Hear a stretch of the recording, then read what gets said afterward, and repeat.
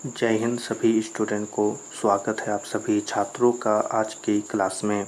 तो class 9th के सभी प्यारे स्टूडेंट, आज की क्लास में हम हिंदी के वीवीआई ऑब्जेक्टिव क्वेश्चंस को याद करेंगे। ये सभी ऑब्जेक्टिव क्वेश्चन आप सभी बच्चों के क्लास 9th के मंथली एग्ज़ाम और फाइनल एग्ज़ाम के लिए भी बहुत ही वीवीआई है। तो आज की क्लास को आप सभी बच्चे अंत तक देखिएगा। तो चलिए क्लास को शुरू करते हैं और पहले क्वेश्चन को देखते हैं।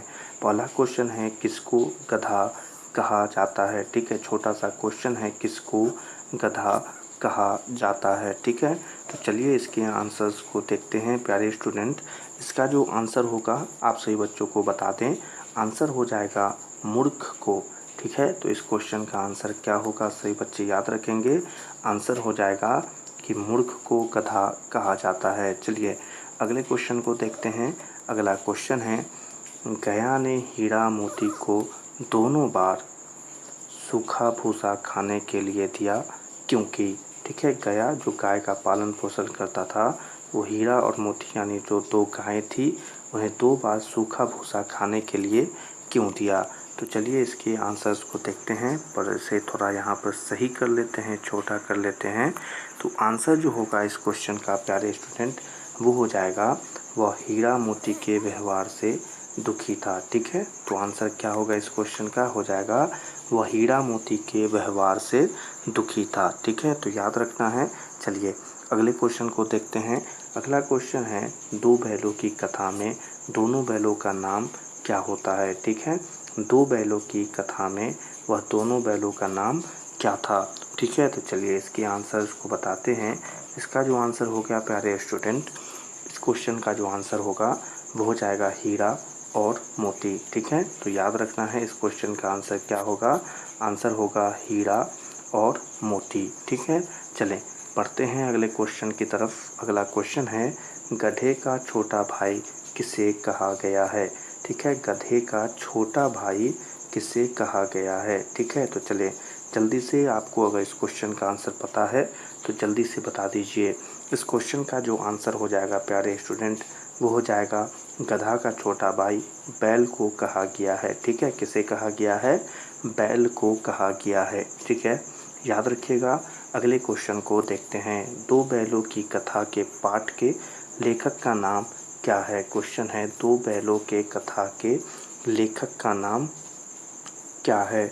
ठीक है, तो चलें इस क्वेश्चन के आंसर को देखते हैं। तो इस क्वेश्चन का आंसर तो आप सभी बच्चों को पता ही होगा। आंसर हो जाएगा प्रेमचंद्र। ठीक है, तो इस क्वेश्चन का आंसर क्या होगा, आंसर हो जाएगा प्रेमचंद्र। चलिए अगले क्वेश्चन को देखते हैं। और यह सभी क्वेश्चन बहुत ही वीवीआई है मंथली एग्जाम के लिए भी, तो याद करते हुआ चलिएगा। अगला क्वेश्चन है, दढ़ियल व्यक्ति कौन था। ठीक है, यानी दाढ़ी वाला व्यक्ति कौन था जो इस कहानी में आता है। तो इसका आंसर होगा बैलों को खरीदने वाला। ठीक है, वो दरियल व्यक्ति कौन था, तो वो था बैलों को खरीदने वाला व्यक्ति। ठीक है, तो याद रखना है, अगर प्रश्न आया कि दरियल व्यक्ति कौन था तो कहिएगा बैलों को खरीदने वाला। ठीक है, चलें बढ़ते हैं अगले क्वेश्चन की तरफ और एक और वीवीआई क्वेश्चन को देखते हैं। हीरा और मोती के स्वामी का नाम क्या था। ठीक है, हीरा और मोती जो 2 गायें थी, उनके स्वामी यानी उनके मालिक का नाम क्या था। ठीक है, इस कहानी में उनके मालिक का नाम क्या था। ठीक है, तो क्वेश्चन है, हीरा और मोती के स्वामी यानी मालिक का नाम क्या था। तो इस क्वेश्चन का जो आंसर है प्यारे बच्चों, वो है झूरी। ठीक है, हीरा और मोती यानी 2 गायें जो थी, उनके स्वामी यानी मालिक का नाम क्या था, तो आंसर होगा झूरी। चलिए अगले क्वेश्चन को देखते हैं।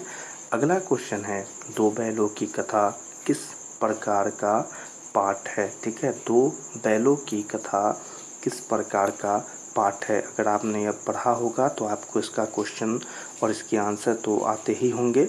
ठीक है, 2 बैलों की कथा किस प्रकार का पाठ है, तो इसका आंसर होगा कि यह एक कहानी है। ठीक है, तो आंसर क्या बनेगा यहाँ पर, आंसर बनेगा कि यह एक कहानी है। ठीक है, तो याद रखना है इस आंसर को।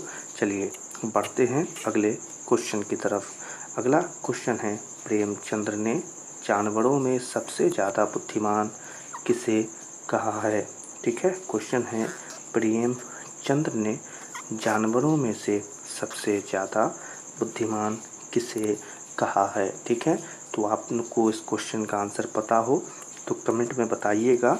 आंसर हो जाएगा उन्होंने गधा को बुद्धिमान कहा है। ठीक है, तो क्वेश्चन का आंसर क्या बनेगा कि गधा को उन्होंने सबसे बुद्धिमान यानी अक्ल वाला कहा है। ठीक है, चलिए इसी के साथ अगले क्वेश्चन को देखते हैं।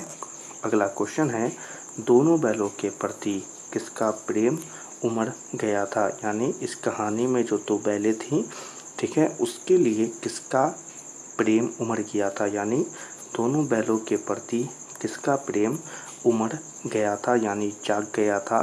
तो आंसर देख लें, इस क्वेश्चन का आंसर हो जाएगा छोटी बच्ची का। यानी दोनों बैलों के लिए किसका प्रेम जाग गया था, तो वहाँ पर जो छोटी बच्ची थी उसका प्रेम जाग गया था। ठीक है, तो इसी आंसर के साथ आज की क्लास को यहीं पर समाप्त करते हैं।